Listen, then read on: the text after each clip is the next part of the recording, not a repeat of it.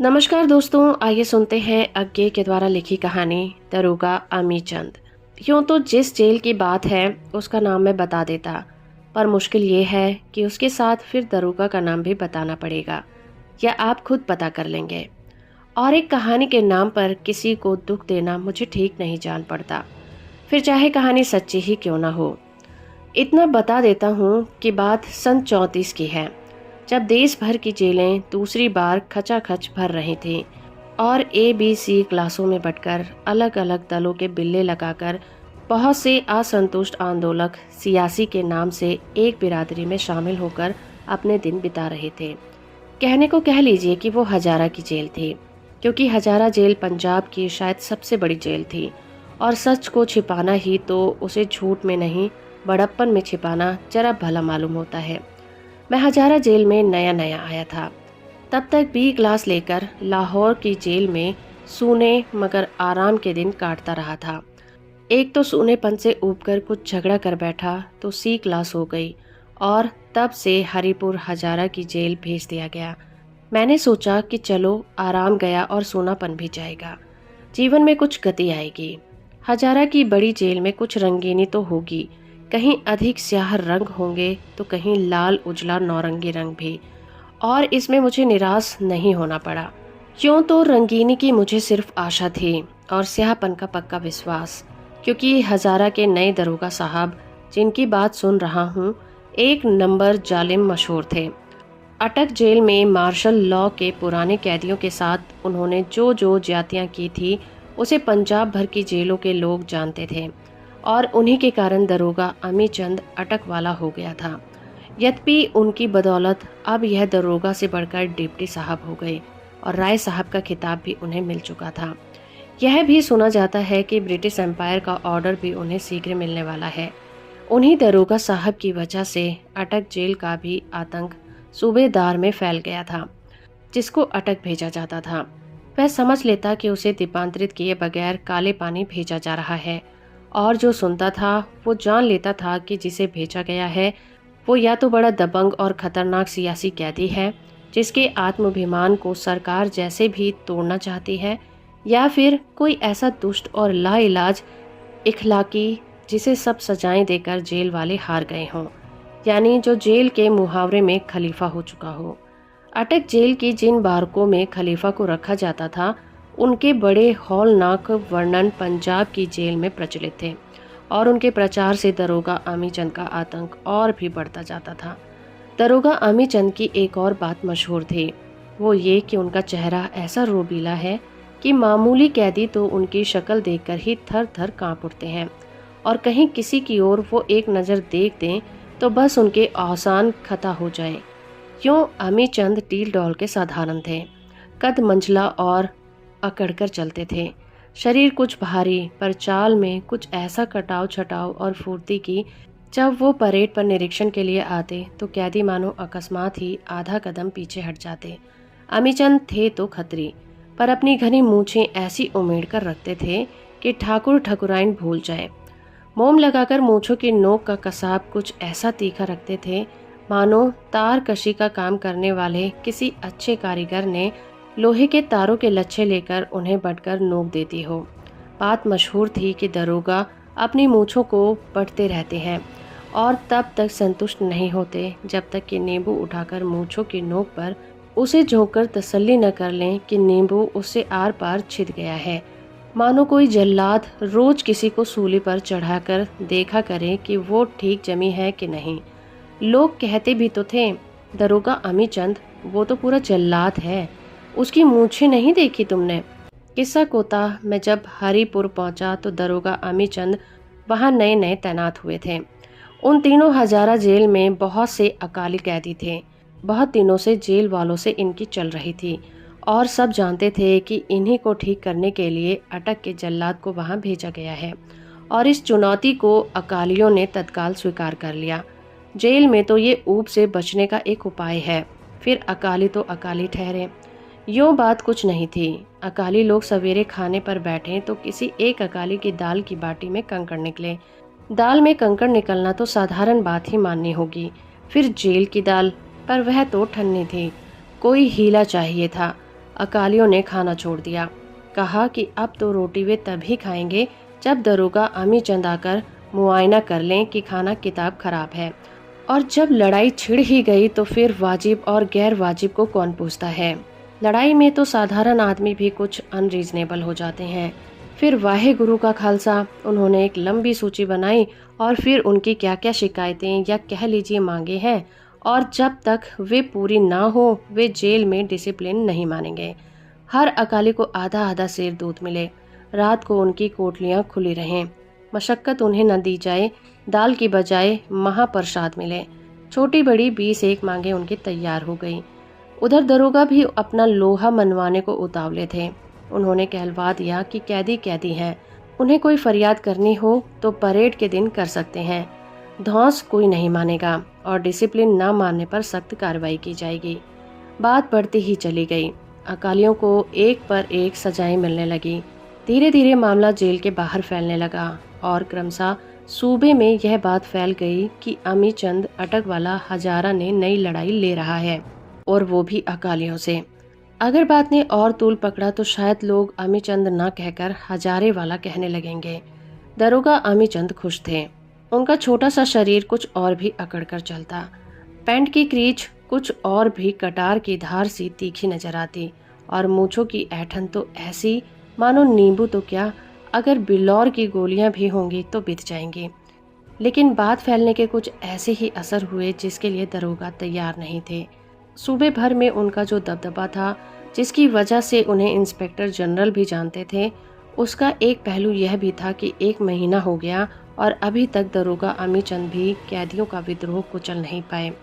तब या तो वो काम में ढील देने लगे या फिर मामला ही कुछ संगीन है, हड़ताल ही नहीं बलवे का है। इंस्पेक्टर जनरल ने तय किया कि वो मुआयना के लिए आएंगे और जेल को सूचना दे दी गई। हम लोग को यह बात तत्काल नहीं मालूम हुई, बल्कि हमसे छिपाने की खास वजह थी। दरोगा साहब ने सोचा कि जहां मुआयना एक मुसीबत है, वहां एक मौका भी है। अगर आईजी के आने पर वह उन्हें यह सूचित कर दे कि बलवा उन्होंने शांत कर दिया है, तो उनकी सफलता दोनी होगी और उसका रोब भी सीधे आईजी पर काफी पड़ेगा। आमने सामने की बात और होती है, और फिर जेल से आई हुई रिपोर्ट की बात और। मगर बलवा दबे तो ना, जुल्म तो उन्होंने बहुत कर लिए। अकालियों पर कोई असर नहीं हुआ, मानो गैंडे की पीठ पर कोड़े पड़ रहे हों। 100 पड़े तो क्या और 1000 पड़े तो क्या। सहसा ऐलान हुआ कि सवेरे परेड होगी और डिप्टी साहब अकालियों के वार्ड में जाएंगे। अकाली कैदी तैयार हो गए कि शायद कोई नया अत्याचार होने वाला है। मगर परेड में जाकर डिप्टी साहब ने कहा, तुम लोग अभी झगड़ा करके थके नहीं, क्या फायदा है, और जेल तो जेल है, यहाँ तो कानून मान के रहना पड़ेगा, क्यों मुसीबत उठाते हो। उनकी नज़र कतार पर फिरती हुई एक जगह रुक गई। जिस पर रुकी उसने उत्तर दिया, मुसीबत तो ऐसे भी है वैसे भी, फिर क्यों ना अकड़ कर रहा जाए। डिप्टी साहब की आंखें दबे गुस्से से छोटी हो गई, मगर उन्होंने समर कर कहा, अच्छा चलो, तुम लोगों ने बहुत दिखा लिया कि तुम अकाली हो, और मैं भी अटक वाला दरोगा अमीचंद हूँ। अब काम की बात करो, तुम लोग क्या चाहते हो। 2-3 कैदियों ने कहा, हमारी मांगे आपको मालूम है, उन्हें पूरा कर दो बस।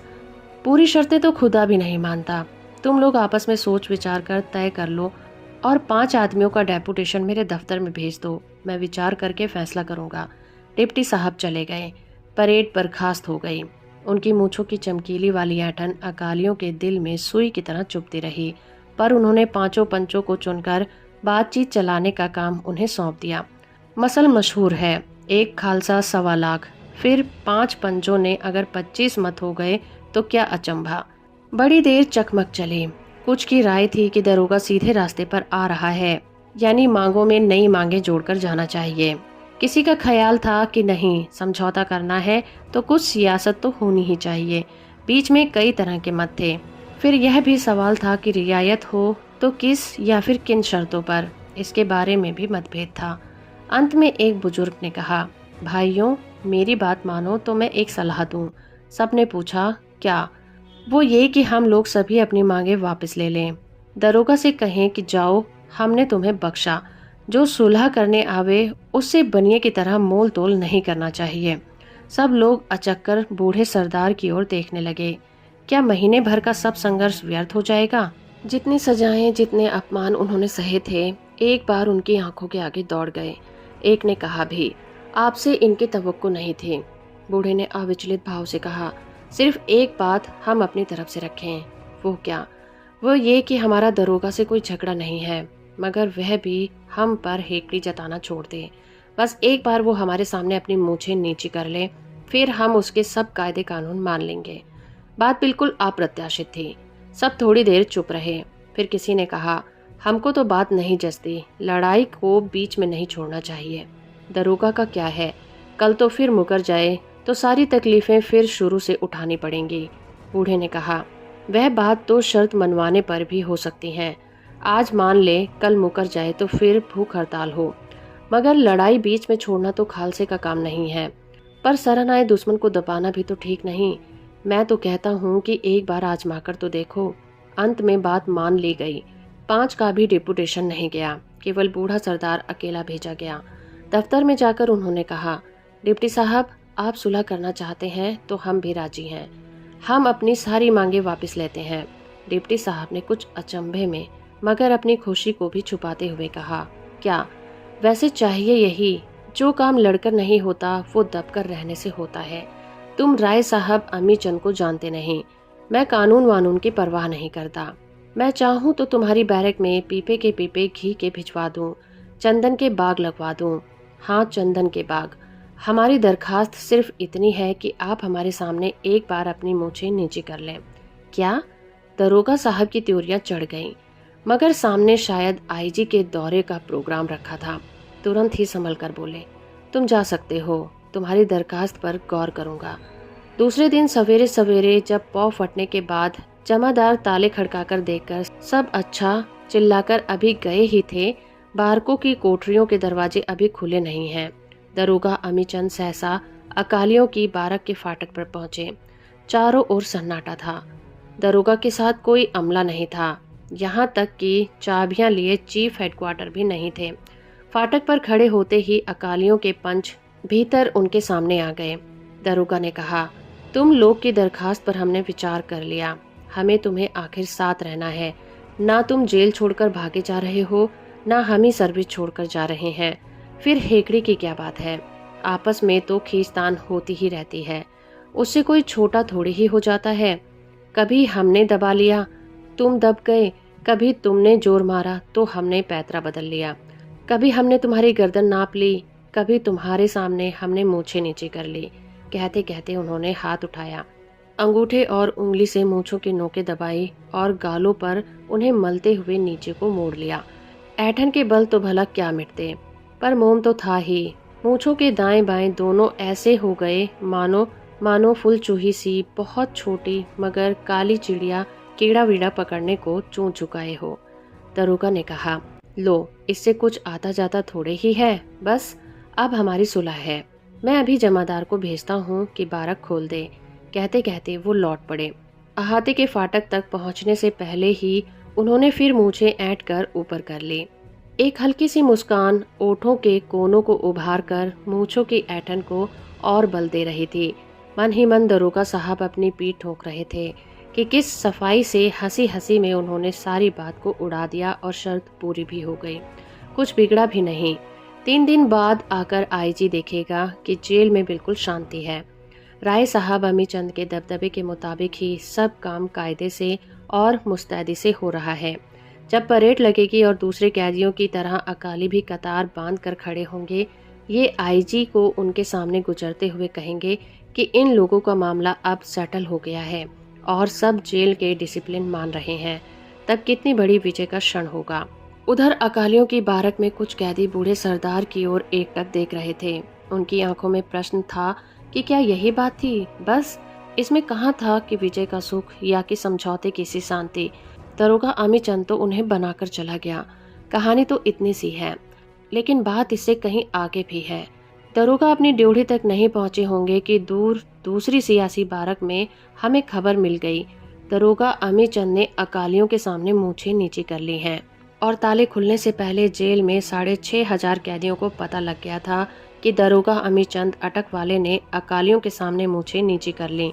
दूसरे दिन आईजी के दौरे का ऐलान हुआ और तैयारी की परेड हुई। राय साहब अमीचंद कतार देखते हुए गुजर रहे थे कि एक कैदी ने हाथ उठाकर नाक के दोनों ओर अंगूठा और उंगली जमाकर धीरे धीरे ओठों के कोनों तक खींचे, जैसे कोई पसीना पोंछने के लिए करे। और उसकी इस हरकत पर सारी परेड के चेहरों पर एक मुस्कान दौड़ गई।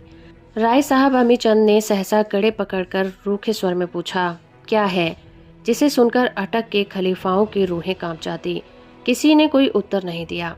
केवल कुछ आगे एक दूसरी जगह एक कैदी ने वैसी ही हरकत की और अब की बार हंसी भी स्पष्ट हो गई। दरोगा साहब बड़ा कड़ा चेहरा बनाए जल्दी से मुआयना समाप्त करके चले गए। लेकिन तीसरे दिन जब आईजी आए और परेड की, लेकिन बिल्कुल सीधी कतारों के सामने से गुजरने लगे, तो कई कैदियों ने एक साथ नाक और आसपास पसीना पूछा और एक चौड़ी रूपहली हंसी कई कतारों के चेहरे खिल गए। आईजी ने पूछा, राय साहब अमीचंद, क्या बात है? आपकी जेल की डिसिप्लिन बड़ी ढीली है। राय साहब ने डूबते से स्वर में कहा, सर, इस मामले में दफ्तर में मुझे कुछ कॉन्फिडेंशियल और रह गए हैं। फिर मानो वह ध्यान करके कि राय साहब ने अनुशासन को पुष्ट करना चाहिए, उन्होंने फिर ऑफ कोर्स वही बातें होंगी। आईजी के जाने के एक हफ्ते बाद दरोगा अमीचंद की बदली का ऑर्डर आ गया, क्योंकि हजारा जेल की डिसिप्लिन बिगड़ रही थी। उन्हें मुस्तान भेजा गया, पर वे वहां पहुंचे तो कैदियों को पहले से खबर थी कि ये राय साहब अमीचंद अटक वाले नहीं, उस दरोगा की प्रतीक्षा कर रहे थे जिसने हजारा के कैदियों के आगे मूछें नीची कर ली थी। जल्दी ही वहां से उनकी तबादली हुई, पर जहां भी वो गए उनकी कीर्ति उनसे पहले पहुंची और कैदियों का अनुशासन उनसे नहीं बन पड़ा। अंत में डिप्टी से फिर दरोगा होकर वो एक छोटी जिला जेल में इंचार्ज बन गए। मगर पंजाब भर में ऐसी कोई जेल नहीं थी जिसे मूंछों वाला किस्सा ना मालूम हो। हारकर दरोगा साहब ने रिटायर किए जाने की दरखास्त की और दरोगा के पद से ही पेंशन लेकर चले गए। मैं जब जेल से छूटकर आया तब वे सर्विस छोड़ गए थे। कहाँ किस उपेक्षित कोने में उन्हें मुंह छिपाने लायक जगह मिली ये पता नहीं। कैदियों के लिए चंदन के बाग तो क्या, अपने लिए बबूल की छां भी बेचारे पा नहीं सके। नहीं मालूम, जेल के खलीफा भी बड़ी जल्दी उनका नाम तक भूल गए।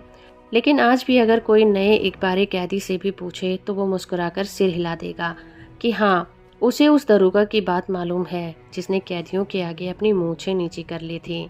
तो दोस्तों, अभी आप सुन रहे थे अज्ञे के द्वारा लिखी कहानी दरोगा अमीचंद।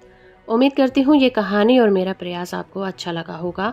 वीडियो को लाइक और चैनल को सब्सक्राइब करना बिल्कुल मत भूलिएगा।